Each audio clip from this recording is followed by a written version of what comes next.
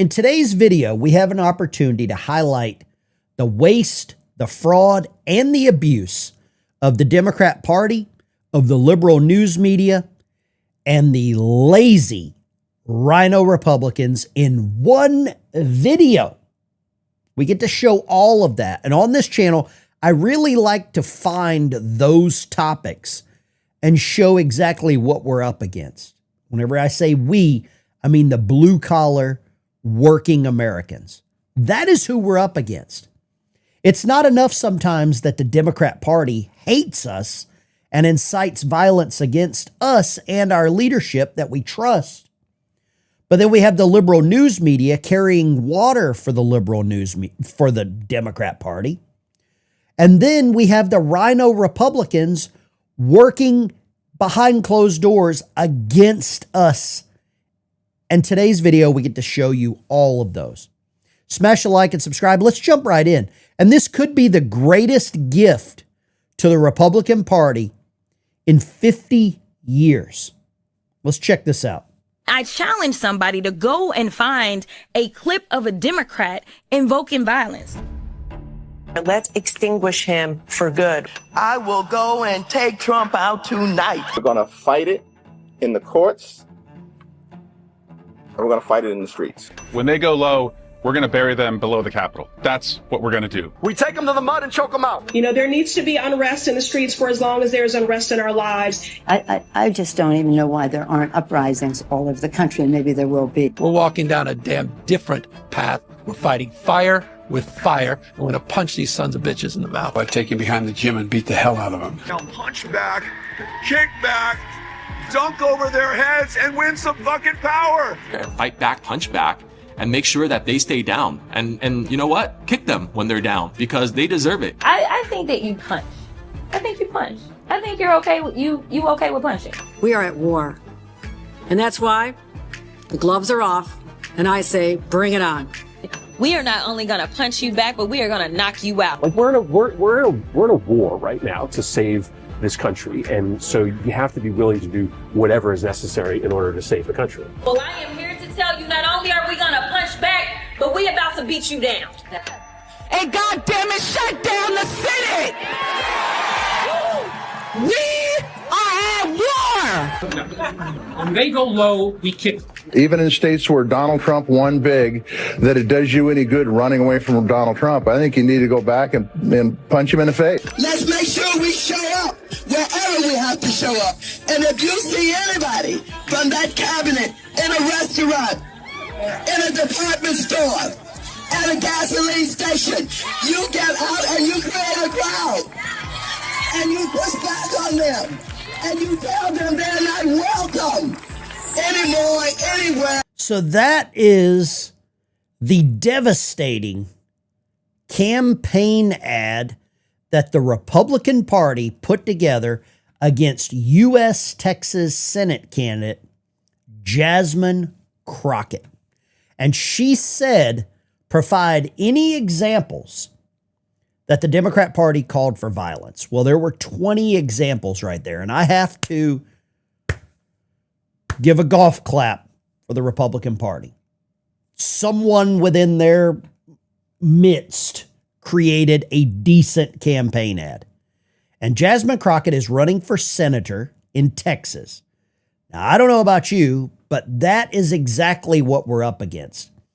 And many times, Democrats tell you exactly who they are and what they're going to do. And we've seen it because that's exactly what they've been doing. They have been bringing violence to you.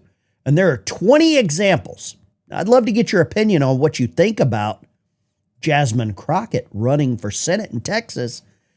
But leave that down below while I show you this next one. What does it say about the state of the Democratic Party? And do you feel worried about the chance of winning out? I'm absolutely delighted that Jasmine Crockett is running for Senate in Texas. I think it's one of the greatest things that's happened to the Republican Party in a long, long time. She is the face of the Democratic Party. She and Mamdani. Good luck with that.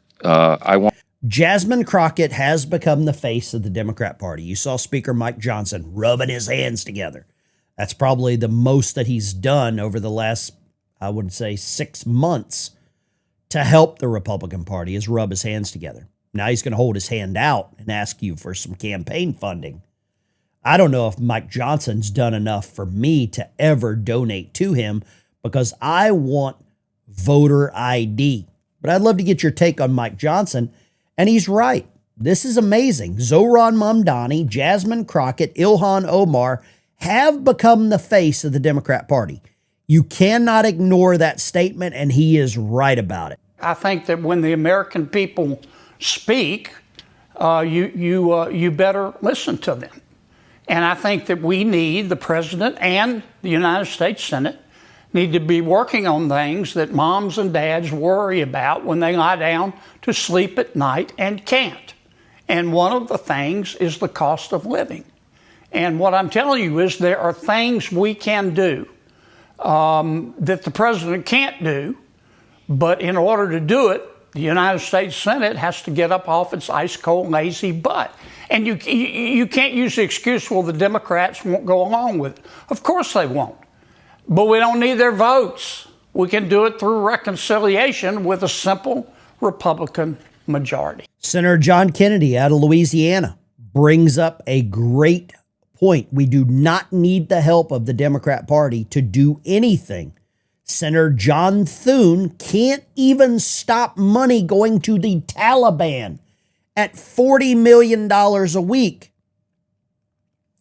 Time is of the essence, and the lack of urgency by the Republican Party is what is driving Americans crazy. The lack of urgency by the Department of Justice, Pam Bondi, that is what is driving the American public, the American majority that elected the President of the United States. It's driving us crazy. It is creating a divide in the conservative movement because of the lack of effort, the lack of urgency, the lack of action that these people are taking. They are wasting our time and they are wasting our money. Leave a comment down below. What do you think should happen?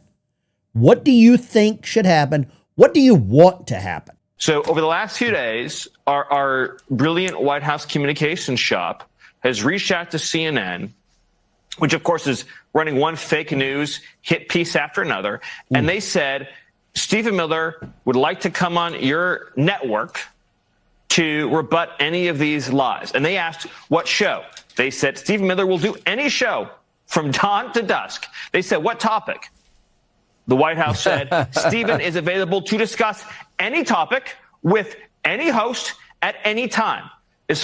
Now, CNN just had Stephen Miller's wife on, and they allowed other people on the show to call Stephen Miller the R word, racist, and the F word, fascist, and the N word, Nazi. But CNN will not allow Stephen Miller to go on and defend or refute any of their claims. How fair and balanced, how much of a news organization do you call yourself when you won't allow the accused that you accuse, Abby Phillips, to come on and refute your claims? CNN is a cable news network, so the FCC has limited capabilities in restricting them or enforcing anything because they're cable.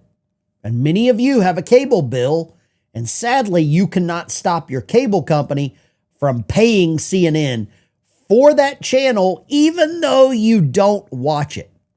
What are your thoughts about Stephen Miller? I think Stephen Miller could very well have the opportunity to hold office in 2028, and I would fundamentally support him.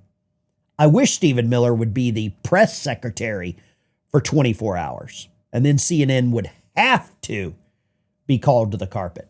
Meanwhile, federal records reveal Congresswoman Ilhan Omar's husband got more than $600,000 in coronavirus relief money for his political consulting firm, on top of the millions that his company received from her election campaign. Charles Payne is Making Money on the Fox Business Network. He joins us now. Charles, you'll have to explain this one to me. We'll put it up on the screen. This is the E Street Group receiving in total $634. This is the amount of money that Ilhan Omar has received. This is Fox News doing something that I'm not accustomed to, and that is reporting on something very important. Ilhan Omar, Congresswoman out of Minnesota. And this is odd. I'll tell you what's not odd is the consistency from Tom Homan. The border czar, Tom Homan, joins us tonight to talk about Minnesota as well as a number of other issues. And, sir, it's good to have you back on the show. Trump mentioning the Daily Mail reporting from 2020 that Ilhan Omar married her brother to get into the country. This was last week. Take a listen. Look at their nation. Look how bad their nation is. It's not even a nation. It's just people walking around killing each other. They've taken billions and billions of dollars. They have a representative, Ilhan Omar, who they say married her brother. It's a fraud. Calls that a fraud. It's a story that has never been successfully refuted, even though it's now a 5-year-old story. That's clearly a deportable offense. Is there an investigation into that? You know, I just got advised by a fraud investigator the other day on that. I asked the question, who reviewed the file and says, there was immigration fraud involved. The statute of limitation became an issue in the last 4 years when this was first brought up. Who was president? Who ran DOJ?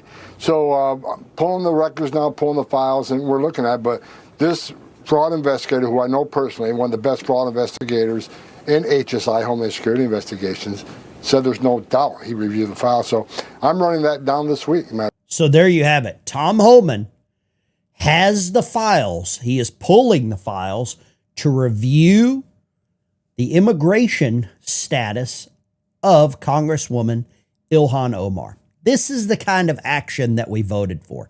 This is the kind of, what I would say, accountability that the American people was promised. And right now, Tom Homan and a handful of others are delivering it, while Rhino Republicans, and I would say even the Speaker of the House, avoids this topic, avoids this level of investigation. And the liberal news media won't talk about it either. And maybe that's why they won't allow Stephen Miller to come on. People from the left talk about pathways to citizenship. I don't support them. I never have. Because what it does is it creates an open sieve where you're going to have more illegal immigration into the United States. My position has been clear. I'm opposed to birthright citizenship, have been for a long time. We need to end chain migration and go back to a quota system and immigration into the United States, which prioritizes immigration that supports America and America's interests, not chain migration, which what we have now, which doesn't promote assimilation of even legal immigrants coming into the United States. That's my position. It hasn't changed. Byron Donalds, hopefully the next governor of Florida, is 100% against chain migration. I agree with him 1,000%. When you slow down this pipeline of people coming to America that don't want to be Americans, that don't want to assimilate, that don't want to get involved and become a positive force in America as a citizen, why would you allow them to come here? Byron Donalds, man, what a great candidate for governor of Florida. How are immigrants impacting the housing market from Afghanistan? What's going on during the Biden administration. Our HUD, Fair Housing and Equal Opportunity Office, we have taken down guidance that during the Biden administration encouraged landlords and property owners to forego regularly required credit checks for refugees so they didn't have to do credit checks. It encouraged landlords and public housing authorities to exempt Afghan refugees from occupancy limits so they can have as many people as they wanted living in HUD funded housing. How much fraud actually occurred during the Biden administration? You heard it right here. HUD, that is taxpayer funded assisted housing, assisted living. And they ripped up the rules. They ripped up the regulations for Afghan refugees. Why? You and I both know you're held to a set of standards and set of rules that will never change, and they will put you in prison if you don't follow it. They will shut you down. They will remove you. But if you're a refugee, that R word, Everything's okay. I'm glad to see the Trump administration doing something about this. Help Americans first. When did that become such a dirty idea? What we're seeing here is the United States Navy taking control of a Venezuelan tanker. I'm assuming these are Navy SEALs. That's my guess. That's my hope. Delta Force, SEAL Team Delta 9. This tanker has been moving non-sanctioned oil to countries that support terror, like Iran, like Yemen, like all these other countries that hate us, from Venezuela. And the Trump administration said, you know what? Let's take control of this thing. It's full of oil. It's probably full of other things that are dangerous. We should take control of this. They filmed everything. They released the footage. The Democrats want footage. Here's the footage. The money for these NGOs, that supply line for these organizations that hate America, that send $40 million a week to the Taliban, is getting cut off. I voted for this, and my tax dollars are paying for this kind of action. Love to get your thoughts on this, but this is exactly what I want to happen. What we're seeing right now in America, we have the news media working against us. We have the Democrat Party working against us. We have a handful of Republicans, rhinos, working against us, the blue-collar working men and women of America. It is disgusting. We are fed up. We have had enough. We demand action. We demand actual movement in Congress, in the Senate, in the House to secure our elections. Donald Trump has secured our border, and we want more done now. Thank you for watching. Smash the like and subscribe button. I really appreciate it. Go check out my other channel, The Fence Sitter, where we just boil this all down to just me and you having a chat over a cup of coffee. I'll see you in the next one.